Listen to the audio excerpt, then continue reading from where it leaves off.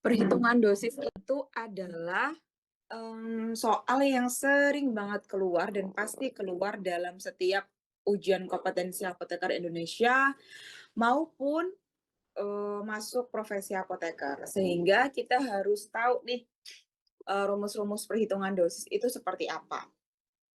Oke, yang pertama adalah perhitungan dosis berdasarkan usia, teman-teman. Jadi, perhitungan dosis berdasarkan usia itu ada 3 rumus ya. Ada rumus Fred, itu digunakan untuk kurang dari 1 tahun. Rumusnya adalah usia dalam bulan dibagi 150 dikali dosis dewasa. Kemudian ada rumus Young untuk usia 1 sampai 8 tahun. Caranya adalah usia dalam tahun dibagi usia plus 12 dikali dosis dewasa. Kemudian ada rumus Dilling untuk usia 8 sampai 12 tahun. Bagaimana untuk rumusnya? Rumusnya adalah usia dalam tahun dibagi 20 dikali dosis dewasa. Jadi berdasarkan usia itu ada 3 rumus. Rumus Fred untuk kurang dari 1 tahun, rumus Young kurang dari 1 sampai 8 tahun, dan rumus Dilling untuk usia 8 sampai 12 tahun. Nah, sekarang teman-teman pertanyaannya, kalau usianya 8 tahun, pakai rumus apa kira-kira? Ada yang tahu? Kalau usia 8 tahun, gimana Kak? Pakai rumus apa? Young, Kak. Rumus Young. Oke, ada yang berpendapat rumus Dilling nggak? Bisa, Kak, pakai Dilling karena Young kan 8/12 sama dengan 20. Oke, kita coba menggunakan rumus Young dulu ya.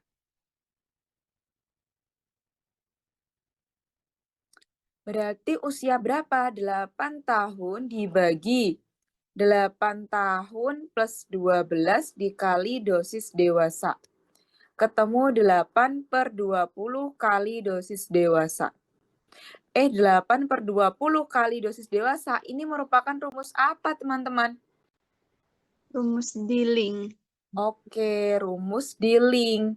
Sehingga ketika usianya 8 tahun, maka bisa menggunakan rumus Young ataupun rumus Dilling. Oke, dari sini dapat dipahami? Aman? Aman, Kak. Oke, kemudian ada juga perhitungan dosis berdasarkan berat badan. Menggunakan rumus Tremik-Fier itu untuk yang kilogram. Rumusnya adalah berat badan anak dibagi 70 kg dikali dosis dewasa. Kemudian ada rumus Clark, satuannya pound, itu berat anak per 150 dikali dosis dewasa. Pertanyaannya, kenapa kok dibagi 70 di rumus Tremik-Fier? Di rumus Clark kenapa kok dibagi 150? Ada yang tahu? Karena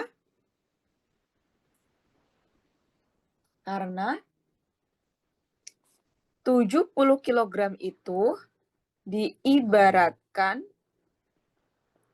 sebagai BB ideal orang dewasa.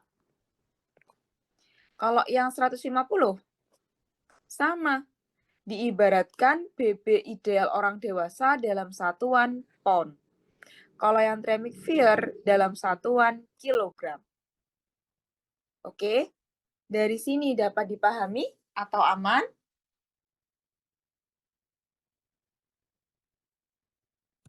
Aman, Kak. Aman ya, baik. Kemudian ada rumus luas permukaan tubuh atau LPT. LPT atau luas permukaan tubuh rumusnya gimana? Ada BSA, teman-teman jangan bingung, BSA sama LPT itu sama aja. BSA itu adalah body surface area atau BSA. Itu rumusnya gimana? Tinggi dalam sentimeter dikali berat badan dalam kilogram per 3.600. Ketemu dosis anak, LPT anak dibagi 1,73 dikali dosis dewasa. Sekarang pertanyaannya sama. Kenapa di sini 1,73 teman-teman? Kenapa? Karena? Ada yang tahu karena? Sama kayak yang pon dan kilogram itu tadi. Karena 1,73 itu diibaratkan sebagai permukaan tubuh ideal anak. ideal dewasa. Dosis Iya, karena di sini dikali dosis dewasa, sehingga perbandingannya 1,73 itu diibaratkan sebagai LPT ideal orang dewasa. Gitu ya. Nah, pertanyaannya selanjutnya adalah teman-teman, dari berdasarkan usia, berdasarkan berat badan, berdasarkan LPT, mana yang lebih akurat teman-teman untuk perhitungan dosis?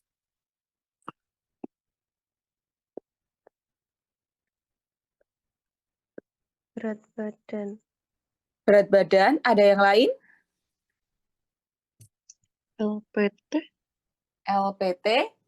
Oke, jadi yang lebih akurat atau yang paling akurat adalah LPT. Karena apa?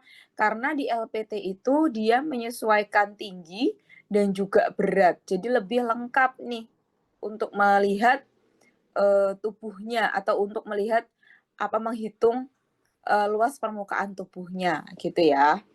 Jadi yang lebih akurat adalah menggunakan LPT. Oke. Dari sini kira-kira ada yang mau ditanyakan dulu?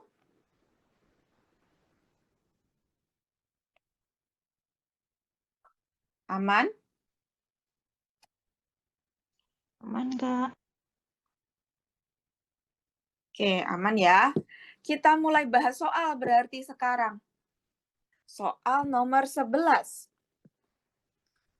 Seorang pasien Tuan S berusia 57 tahun didiagnosa dokter mengalami sesak dan vomiting profuse. Vomiting profuse itu adalah muntah berlebihan ya. Dokter memberikan resep salbutamol 1,5 mg, theophylline 80 mg, metilprednisolon 1,5 mg, kodein 15 mg. S3DD1 kapsul artinya apa teman-teman? Artinya? 3 3 kali kali sehari 1 kapsul. Sehari kapsul. 3 kali 1 kapsul. Oke, Signa 3 DDE 1 kapsul diminum. Tandai diminum 3 kali sehari 1 kapsul. Oke, ini dihafalkan ya karena sering keluar. Kalau XV ini apa? 15. Jumlahnya 15. Oke. Sediaan yang tersedia di apotik adalah salbutamol 4 mg, metilprednisolon 16 mg, dan kodein 10 mg. Berapakah jumlah kodein yang harus diambil untuk resep tersebut? Berapa? Diketahui. Kodein dalam resep 15 mg. Kodein yang tersedia 10 mg. Nomero atau jumlah yang dibutuhkan adalah 15. Maka jawabannya gimana?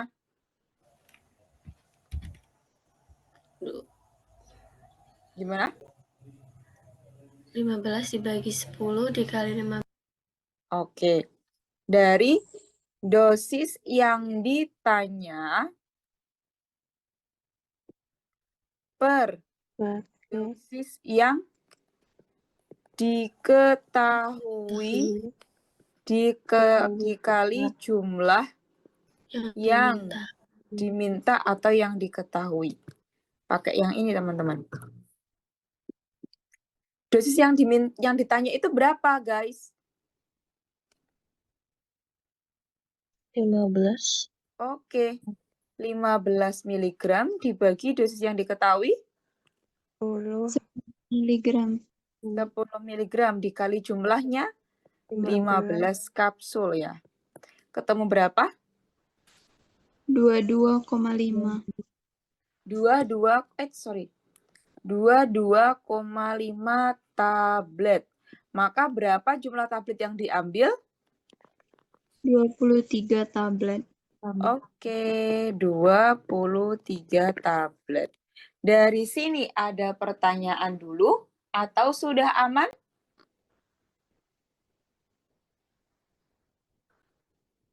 Aman ya? Tanya, Oke. Gimana? mau tanya tapi bukan perhitungan tentang kodeinnya. Kan Boleh. kodein itu kan golongan narkotika. Itu kan diambil kan 22,5 tablet. Itu boleh dibuatkan menjadi 23 ya. Boleh.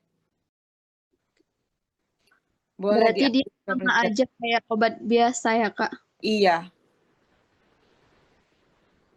Gitu. Oke, makasih, Kak. Oke.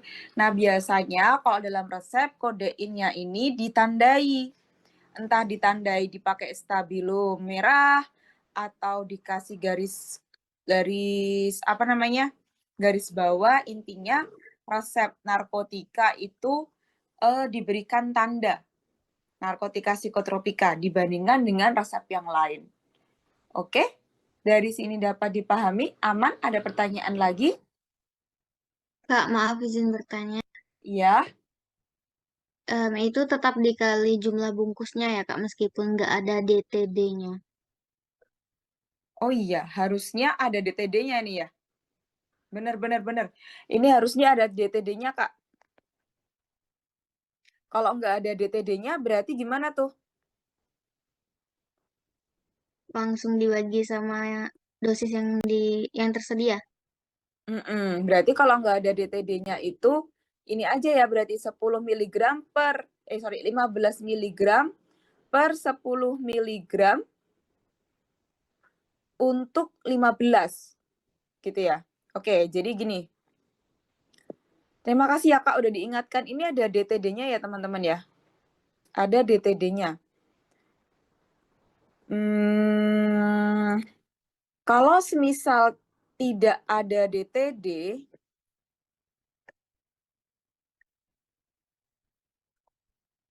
kurang nih ya.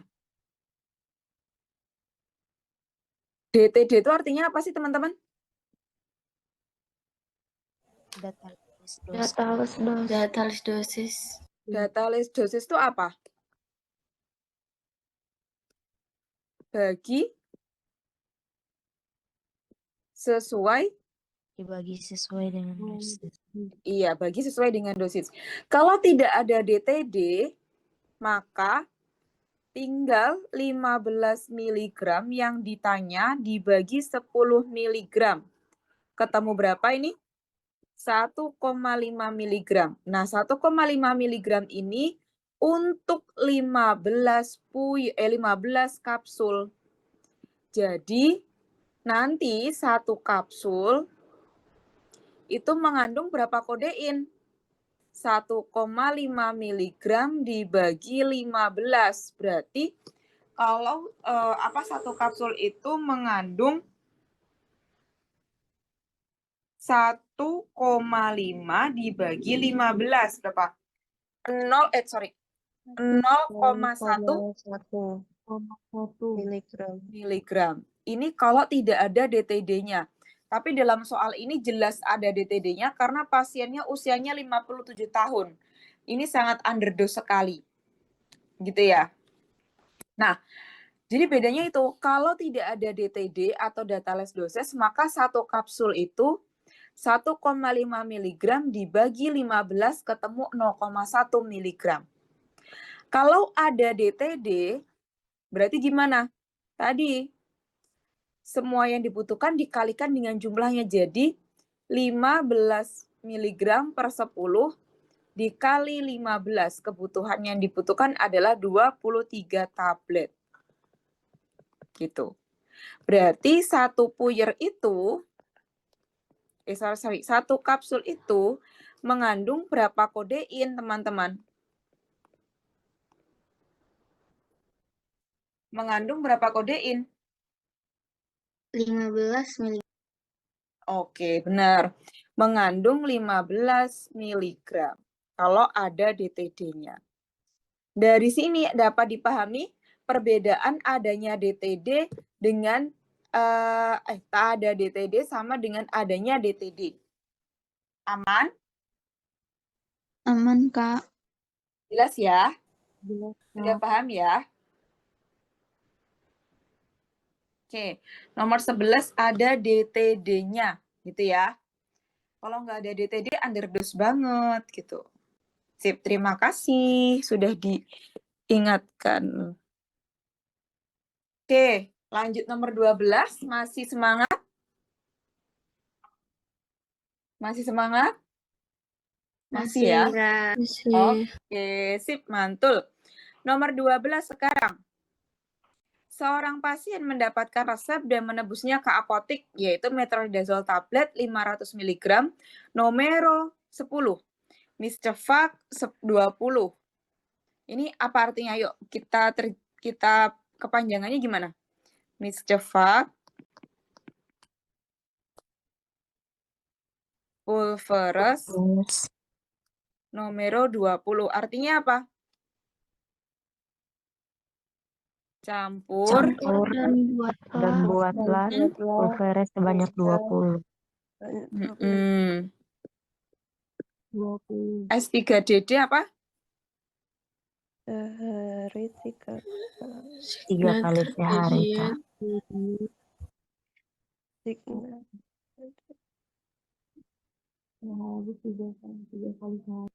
Oke, sehari 3 kali. Ini ada DTD-nya juga ya, teman-teman ya? Ada DTD-nya. Kelupaan ya, ada DTD-nya. Oke. Berapa dosis metronidazole untuk 1 kali pemberian? Sorry, ada DTD-nya enggak nih? Harusnya, saya bentar. Bentar.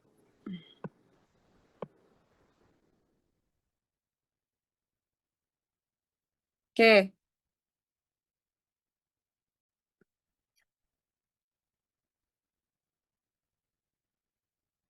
Berapa, teman-teman? Nggak ada DTD-nya nih kayaknya nih.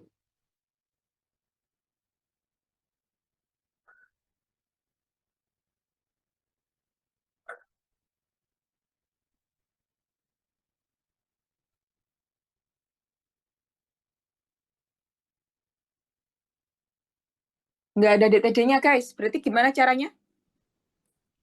Metronidazole 500 mg dikali 10 ketemu berapa? 5.000 mg. Oke, sip. Kemudian dosis 1 kali pemberian. Berarti gimana? 5.000 mg dibagi 20 ketemu berapa? 250. 250 mg. Berarti jawabannya yang mana? Yang D. Oke, bisa? Ini berarti perbandingannya ya, antara yang ada DTD sama yang tidak ada DTD. Kalau ini yang tidak ada DTD, langsung aja berarti 500 mg kali 10 dibagi 20, ketemu 250 mg untuk 1 kali pemberian.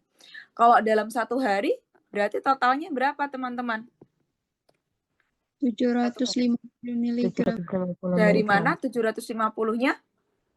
Dari Kali dengan 3, Kak, karena 3 kali sehari. Oke, 250 dikali 3 ketemu 700 mg. 750 mg. Oke, Mantulita. Dari sini ada pertanyaan lagi.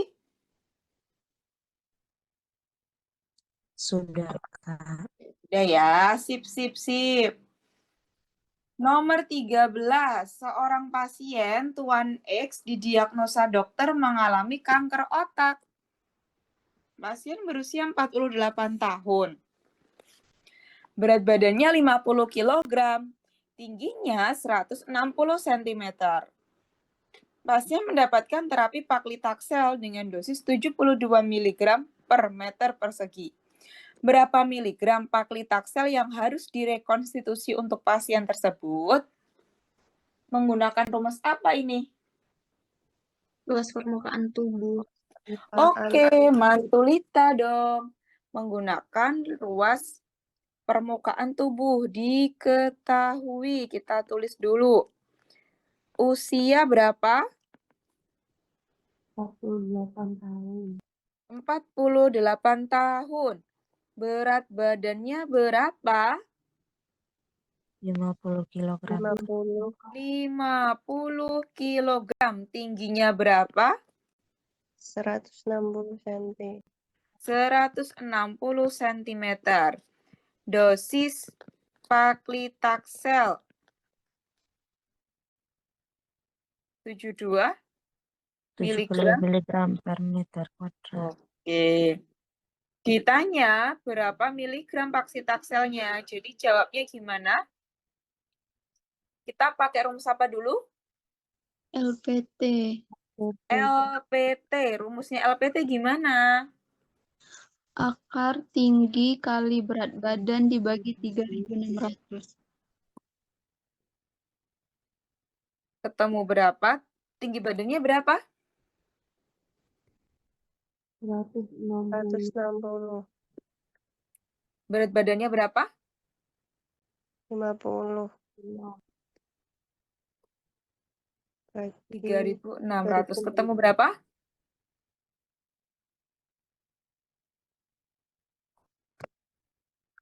Ketemu berapa? Ini akar. Jangan lupa di akar. Ketemu?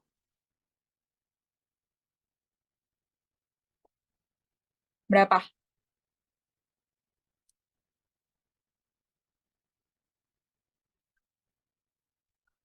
Berapa?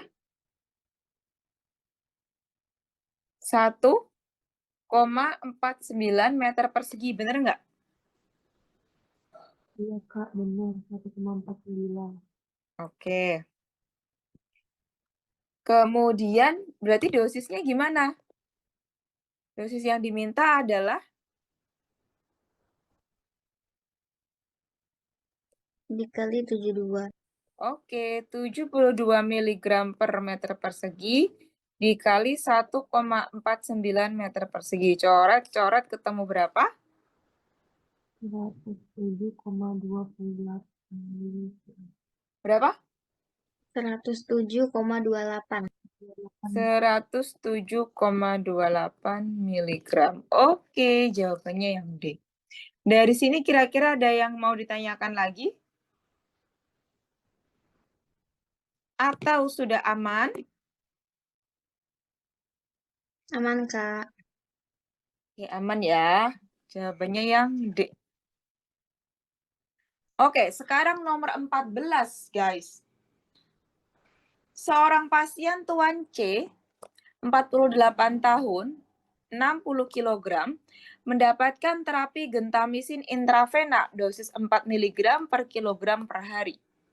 Dalam 3 dosis terbagi. Di rumah sakit hanya tersedia gentamisin 40 mg per mili dalam 2 vial 2 mili. Dalam vial 2 mili. Berapa mili gentamisin yang dibutuhkan? Yang berapa? Caranya gimana? 2 mili, Kak. Oke, caranya adalah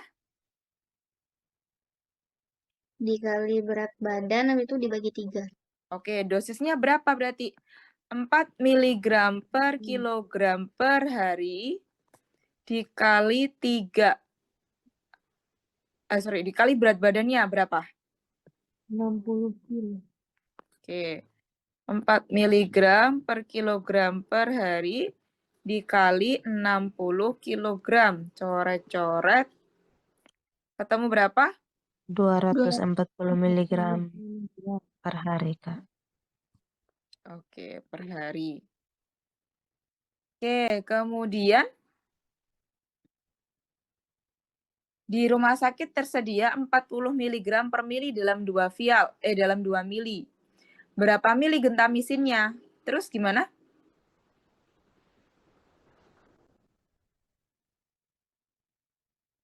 Dibagi 3. Dibagi dengan jumlah gentamisin yang tersedia, Kak.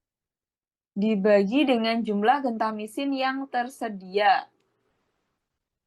Oke. Berapa yang tersedia?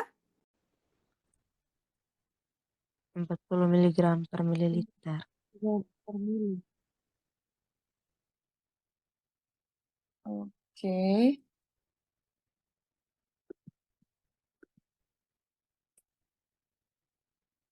Ini dibagi 3 dulu enggak? 240-nya?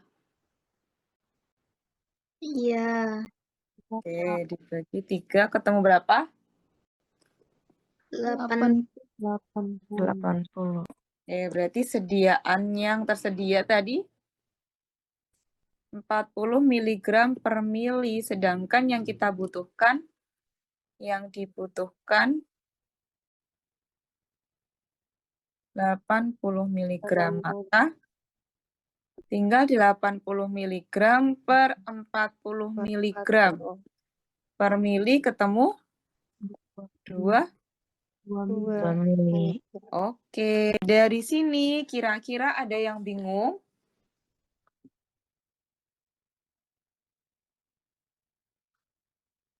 Sudah, Kak. Aman ya? Oke, lanjut nomor 15. Seorang pasien anak X dengan berat badan 25 kg mendapatkan resep eritromisin sirup 200 mg 3 kali sehari. Sediaan yang ada di apotek adalah 200 mg per 5 mili dengan dosis 30 sampai 50 mg per kilogram berat badan hari. Berapakah dosis maksimalnya? Perhatikan rentang dosisnya berapa sih? 30 sampai 50 mg per kilogram berat badan. 30 sampai 50 mg per kilogram BB per hari. Berarti dosis minimalnya berapa?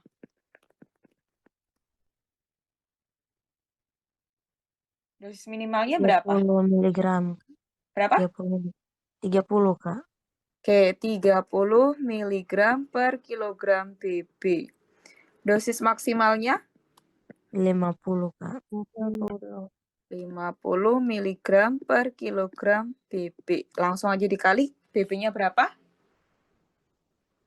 25 kilo, Kak. Oke, ketemu berapa? 2. 1250. 1250 mg. Oke. Dari sini ada yang mau ditanyakan? Kita lihat dari rentang dosisnya ya, teman-teman ya. Berapakah dosis maksimal yang memberikan efek? Berarti rentang dosisnya kalau yang minimal dikali 25 ketemu berapa? 750 mg. Sehingga rentang dosisnya yang aman dan memberikan efek adalah dosis sekitar 750 mg sampai 1250 mg. Oke, dari sini kira-kira ada yang masih bingung atau sudah aman? Aman, Kak. Aman ya? Oh, sudah aman, Kak. Oke, semangat. Udah mulai lemes semua ya, udah malam banget nih. Oke, semangat guys. Kita masuk ke epilepsi dulu. Sebelum kita istirahat malam ya. Sebelum kita tidur malam, kita belajar epilepsi dulu. Jadi, teman-teman, gangguan saraf itu disebabkan oleh ketidakseimbangan neurotransmitter. Apa itu neurotransmitter? Ada yang tahu? Neurotransmitter ini penghantar dari rangsangan menuju ke reseptor, sehingga akan memberikan respon. Nah, ibaratnya gini teman-teman. Ada A, ada C di sini. Gitu ya. A ini suka sama si C. Tapi A ini takut ke si C karena C nggak kenal sama A. Akhirnya ketemu temannya yang namanya B. B itu kenal sama C, B itu kenal sama A. Karena A suka sama C, maka A meminta bantuan B untuk menyampaikan pesannya ke C. Atau untuk menyampaikan perasaannya ke C. Nah, B itu sebagai apa, teman-teman? Kalau bahasa bekennya sekarang, B itu jadi apa? Neurotransmitter, Kak. Iya, dia itu adalah mak comblang atau berperan sebagai neurotransmitter. Dia menghantarkan pesannya si A ke si C. Jadi menghantarkan A bilang, B minta tolong dong, ini pesannya untuk si C. Oke, jadi A ke B, kemudian B ke C. Nah, B ini disebut dengan neurotransmitter. Sekarang kalau B ini orangnya nakal, pesan dari A berhenti aja di B, tidak disampaikan di C, maka akan menghasilkan respon C nggak? Tidak, Kak. Enggak.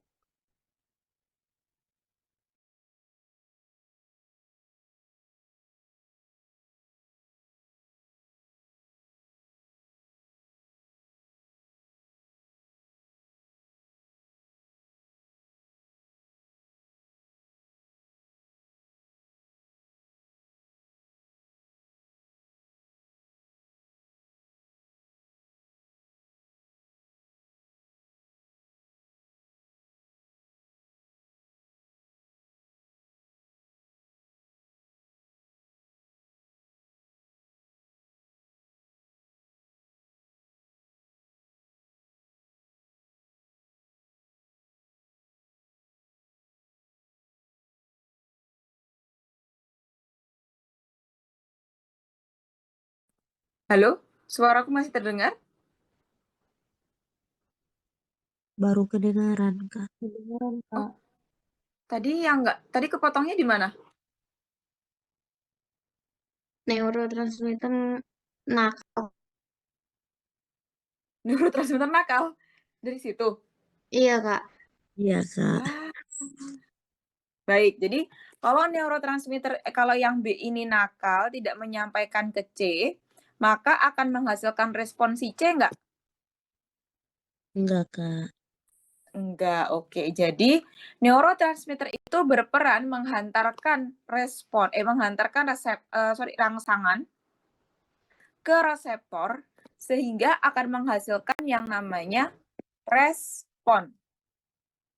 Oke? Nah, macam-macam dari neurotransmitter itu sendiri ada apa aja? Ada GABA, ada NMDA atau glutamat, ada asetilkolin, ada serotonin, ada dopamin. Dari sini, kira-kira ada pertanyaan atau sudah aman?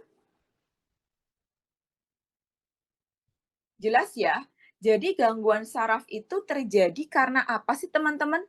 Semua penyakit gangguan saraf itu disebabkan karena apa sih teman-teman? Karena Ketidakseimbangan neurotransmitter.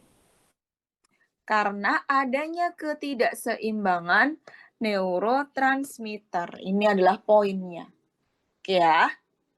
Oke, baik. Sekarang kita masuk ke epilepsi.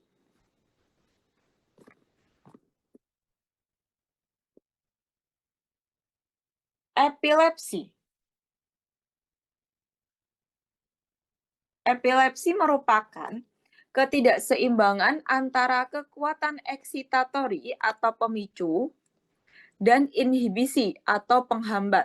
Jadi, tidak seimbang antara neurotransmitter glutamat dengan neurotransmitter penghambat, yaitu GABA. Jadi, nggak seimbang antara yang memicu dan juga yang menghambat dalam jaringan neuron kortikal. Sehingga pada kondisi epilepsi ini ada kurangnya inhibitori. Kurangnya inhibitori setelah pemberian antagonis GABA atau benzodiazepin, terus meningkatnya eksitatori, meningkatnya aksi glutamat. Jadi pada kondisi epilepsi itu kan kejang ya. Itu terjadi ketidakseimbangan antara eksitatori yang memicu saraf bekerja dan juga inhibisi yang menghambat. Jadi kelebihan neurotransmitter yang eksitatori ini, yang glutamatnya ini, kayak gitu. Sehingga mekanisme kerja AED atau anti-epilepsi drug itu adalah efek pada kinetika saluran ion, yaitu natrium dan kalsium, augmentasi neurotransmiti penghambat, jadi meningkatkan GABA-nya, dan menurunkan glutamat dan aspartat sebagai neurotransmitter eksitatori. Jadi pada kasus epilepsi itu nggak seimbang antara yang memicu sama yang menghambat. Sehingga ya solusinya adalah yang memicu dikurangi, yang menghambat ditambah. Kayak gitu. Nah, terapi epilepsi pada kondisi khusus itu kayak di sini. Ada lansia, pakai gabapentin, lamotrigin, atau levotiracetam. Kemudian ada hamil, itu bisa pakai lamotrigin ditambah asam folat. Pada kondisi menyusui, itu ada phenytoin, carbamazepin, dan valproat. Kalau anak-anak, itu bisa menggunakan oxcarbazepin. Nah, kalau efek sampingnya, asam valproat, carbamazepin, itu adalah spina bifida. Kayak fenobarbital, phenytoin, itu adalah malformasi jantung. Gitu. Oke? Jadi kondisi epilepsi itu terjadi ketidakseimbangan apa sih, teman-teman? Ketidakseimbangan neurotransmitter apa dengan apa? Halo? Ketidakseimbangan antara Glutamat dan GABA. Dan glutamat. Oke. Glutamat dan GABA, yaitu eksitatori sama yang menghambat. Suaraku terlambat tuh, teman-teman.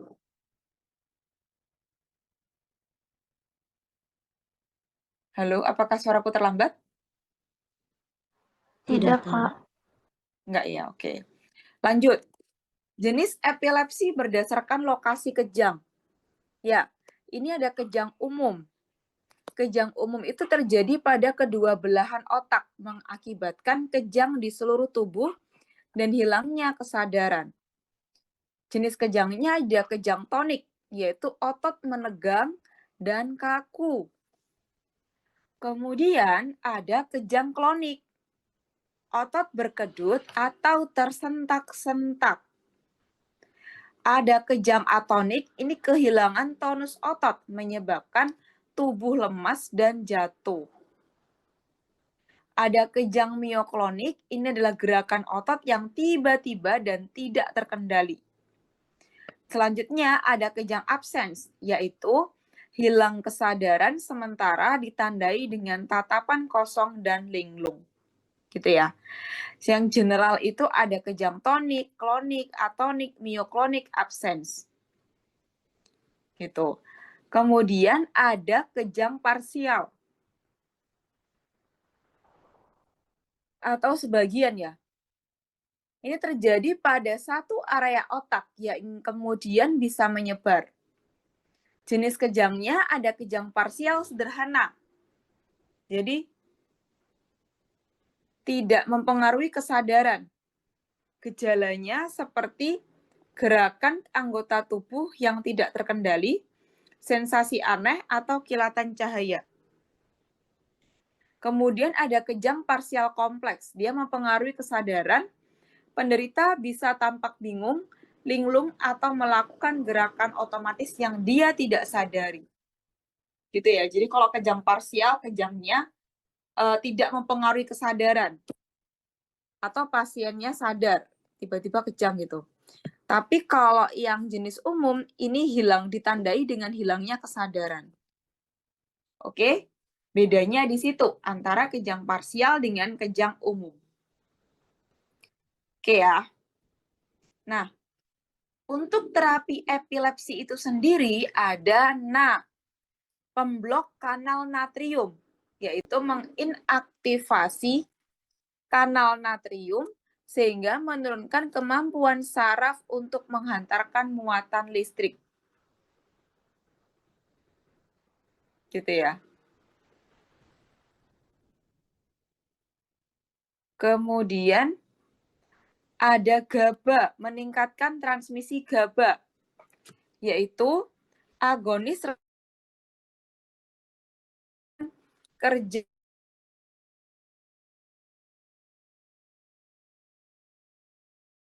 lorazepam, clobazam, dan barbiturat. Kemudian menghambat enzim GABA transaminase yang dapat mendegradasi GABA. Itu contohnya ada vigabatrin. Obat-obat yang menghambat GABA transporter 1 atau GAT1 sehingga menghambat reuptake GABA sehingga menyebabkan peningkatan ketersediaan GABA adalah tiagabin. Meningkatkan konsentrasi GABA pada cairan cerebrospinal. Itu adalah gabapentin, pregabalin, valproat. Kemudian ada pemblok kanal Ca2+ atau kalsium, yaitu etoxsuccinate. Kemudian pemblok glutamat, ini tadi ya, yang neurotransmitter excitatory. Itu ada felbamat sama topiramat. Mekanisme lain ada levetiracetam. Nah, di berteman memiliki singkatan, teman-teman. Nah, yaitu adalah nama vela asam. Apa itu nama vela asam? Nah, menghambat pemblok atau memblok kanal natrium. Obatnya apa aja? Yang pertama ada yaitu karbamazepin. Nih. Kemudian ada V. V ini adalah phenytoin.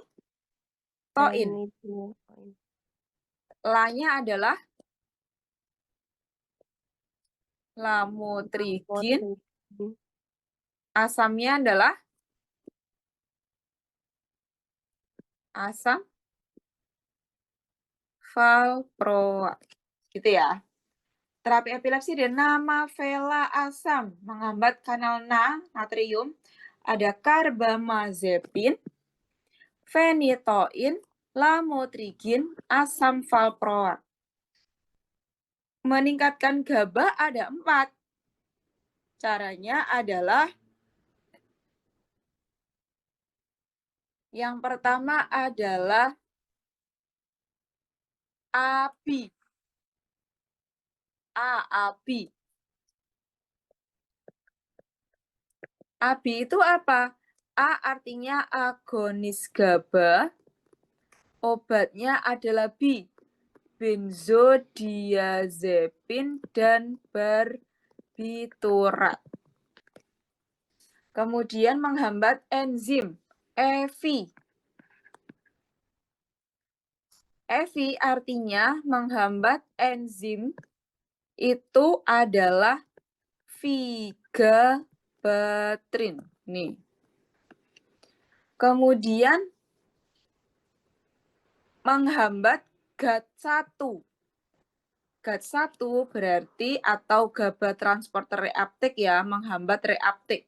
Reuptake itu adalah reti. Apa itu? Reuptake, menghambat reuptake, obatnya tiagabin.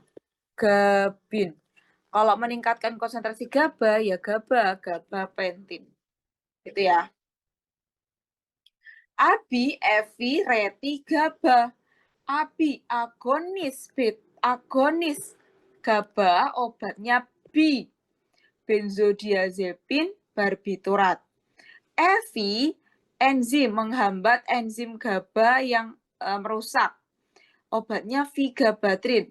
Reti adalah menghambat reuptake, obatnya tiagabin. Kalau GABA ya gabapentin.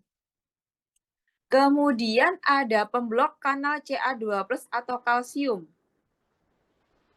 Gitu ya.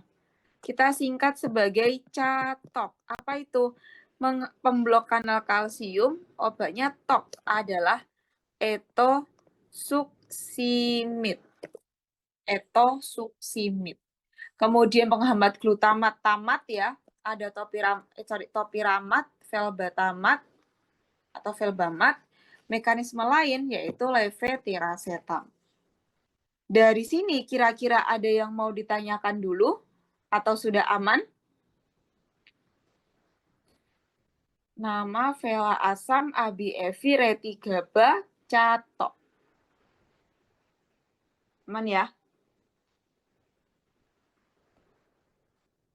Nah, di sini ada tata laksana epilepsi. Jadi yang pertama, kalau dia kejang, maka bisa diberikan diazepam rektal.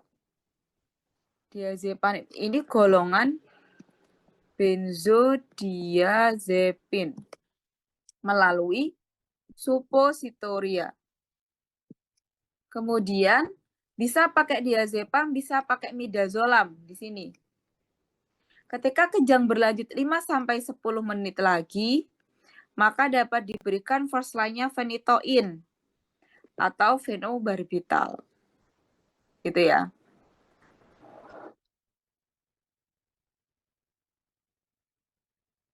Kemudian kalau kejang berlanjut 5-10 menit, maka tambah dosis phenobarbital dan juga ditambah dosis phenytoin. Gitu ya.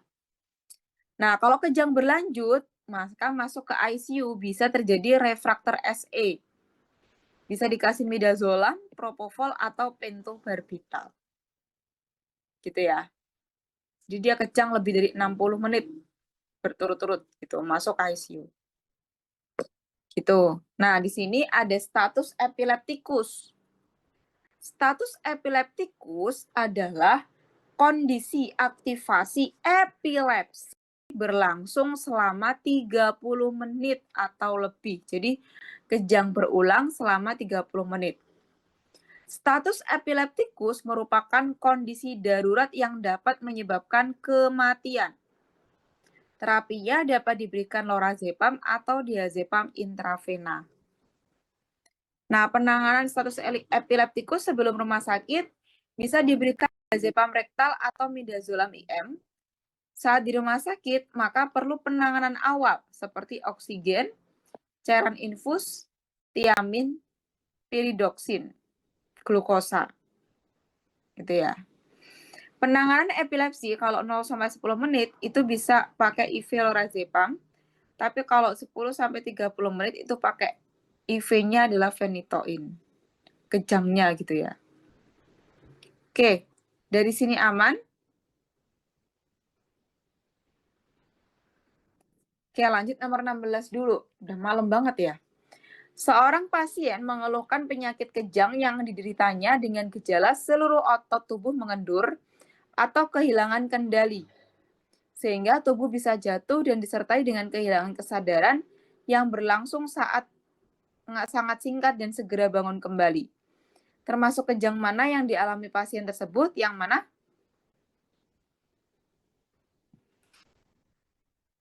Yang mana, ayo?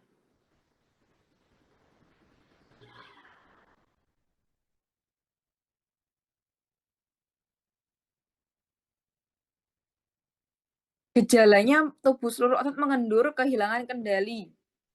Tubuh jatuh disertai dengan kehilangan kesadaran yang berlangsung sangat singkat dan segera. Kategori apa? C, Kak. C, atonik. Oke, coba kita cek. Atonik, kehilangan tonus otot dan menyebabkan tubuh lemas dan jatuh. Oke, jawabannya yang C.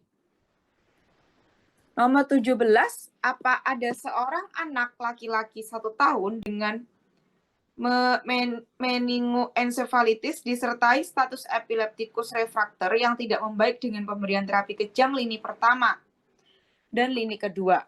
Namun, kejang akhirnya berhasil dihentikan dengan pemberian obat lini ketiga dengan mekanisme yang bekerja dengan cara berikatan dengan reseptor GABA A.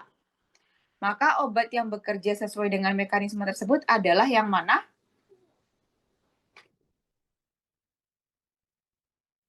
A, B, C, D, E yang? Coba kita cek. Nah, obat-obatan yang bekerja dengan cara berikatan pada reseptor gamma aminobutyric acid A atau GABA A akan meningkatkan aktivitas GABA. Neurotransmitter yang berfungsi untuk menghambat aktivitas saraf di otak. Dengan meningkatkan aktivitas GABA, efek yang dihasilkan seperti sedasi, menenangkan, relaksasi otot, mengurangi kecemasan, dan mencegah kejang. Obat seperti benzodiazepam, seperti diazepam, alprazolam, midazolam, berikatan dengan reseptor GABA A di sistem saraf pusat. Jadi jawabannya yang mana? Yang midazolam. A. Oke, sip. Nomor 17, adakah pertanyaan? Aman ya? Lanjut, kalau aman. Nomor 18, seorang pasien berusia 25 tahun mendatangi sebuah rumah sakit ditangani di IGD. Setelah diperiksa, ternyata didiagnosis epilepsi tanpa riwayat sebelumnya. Jika dilihat dari kasus tersebut, terapi obat yang paling tepat adalah yang mana?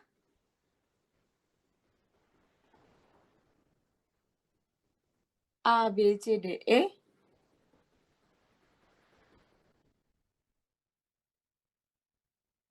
Yang mana? Ya? Nah ini. Kalau dia pertama kali langsung diberikan pre-hospital ya, diazepam rektal 5-10 mg. Tapi kalau udah di hospital bisa diberikan diazepam atau midazolam. Jadi jawabannya yang C. Oke, epilepsi kira-kira ada pertanyaan dulu sebelum kita masuk ke Alzheimer.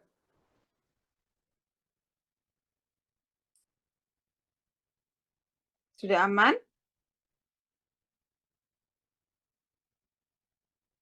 Aman, Kak. Lanjut, Kak. Lanjut ya. Semangat ya. Semangat guys. Alzheimer merupakan penurunan fungsi kognitif secara progresif. Biasanya meningkat pada usia 65 tahun atau biasanya pikun. Atau lebih dengan penurunan memori, pemikiran, dan berbicara. Tujuan terapinya meningkatkan asetilkolin.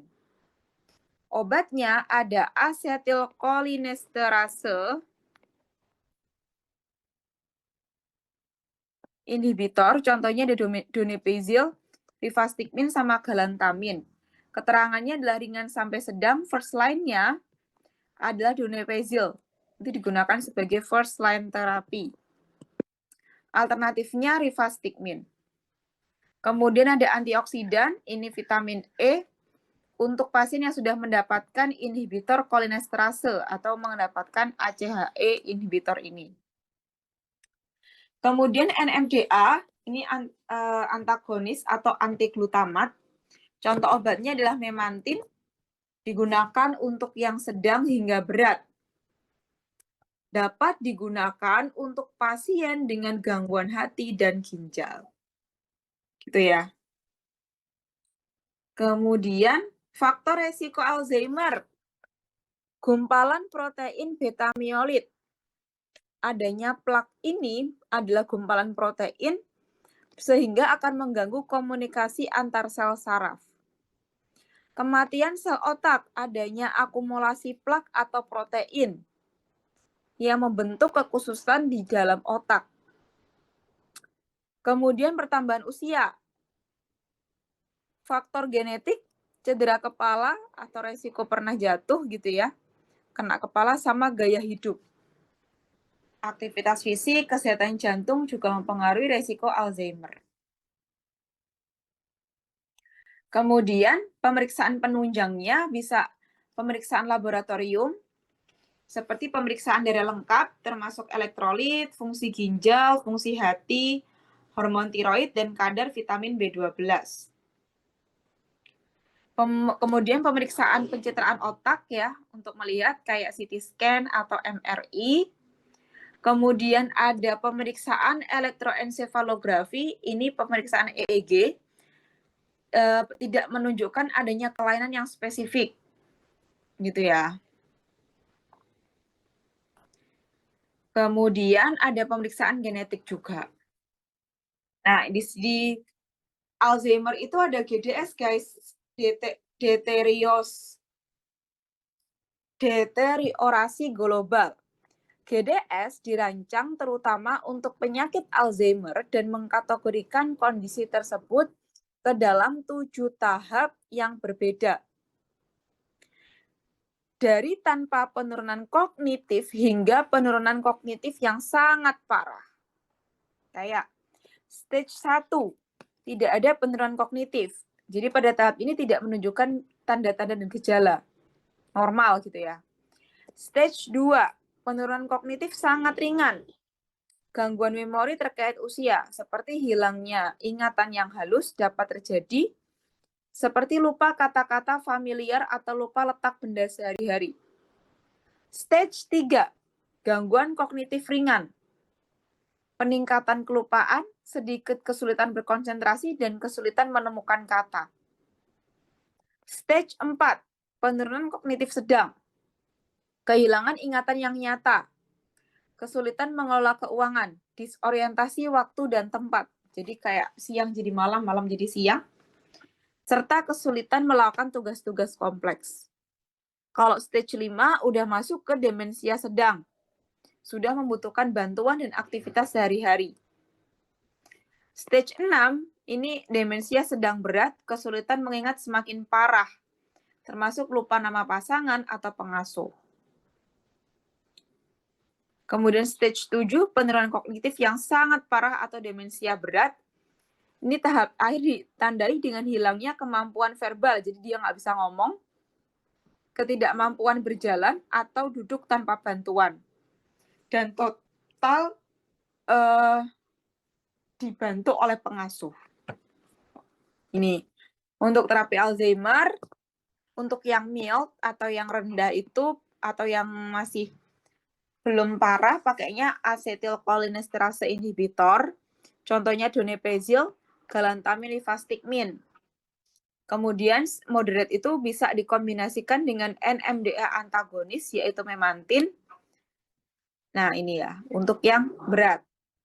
Prinsip terapinya adalah meningkatkan asetilkolin dan menurunkan glutamat. Dari sini kira-kira ada yang masih bingung atau sudah aman?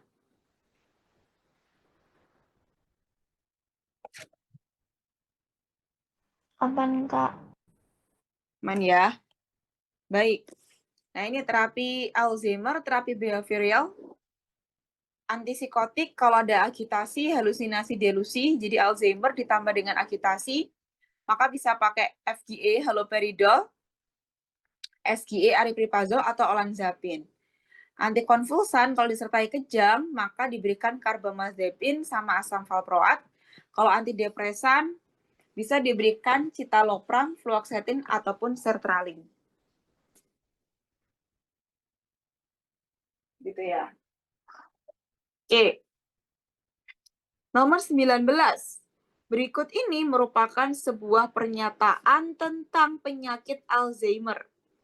Adanya gumpalan protein atau penumpukan protein beta mieloid di dalam otak, kematian sel otak, pertambahan usia, umurnya rentan terjadi pada usia 65 tahun, genetik, cedera parah di kepala, dan gaya hidup. Manakah dari pernyataan tersebut yang merupakan penyebab terjadinya penyakit Alzheimer? Yang mana? Semua benar. Oke, semua benar. Benar ya? Jadi jawabannya yang E. Nomor 20, seorang pasien dengan diagnosa Alzheimer memiliki tanda klinis terdapat penurunan kognisi yang menyebabkan gangguan fungsi sosial dan kerja anomia, kesulitan mengingat kata yang tepat dalam percakapan, dan sulit berkonsentrasi. Pasien mulai sering bingung anxiety atau kebingungan. Merupakan Alzheimer stage berapa? Udah ada gangguan fungsi sosial dan kerja. 5. 5. Ini ya, stage 1, 2, 3, 4, 5. Kalau ketiga itu, individu mengalami peningkatan lupa, sulit konsentrasi, dan menemukan kata. Kalau 5 udah membutuhkan bantuan. Jadi, kalau yang 5 ke bawah, 5 ke atas, ini sudah butuh bantuan. Pengasuh. Kalau stage 1 ini tidak ada penurunan.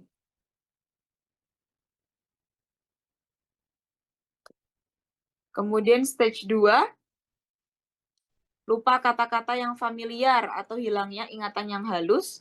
Kalau stage 4, kehilangan ingatan yang nyata, kesulitan mengolah keuangan. Gitu ya. Oke, jadi jawabannya yang stage 3. Sudah sampai 20, kira-kira ada pertanyaan dari Alzheimer dan epilepsi? Dibuat agak cepat ya, biar nggak terlalu malam nih teman-teman. Sudah cukup? Udah malam ya soalnya. Cukup, Kak. Oke, siap. Terima kasih teman-teman. Kita tutup dengan doa. Semoga hari ini bermanfaat. Berdoa dipersilahkan.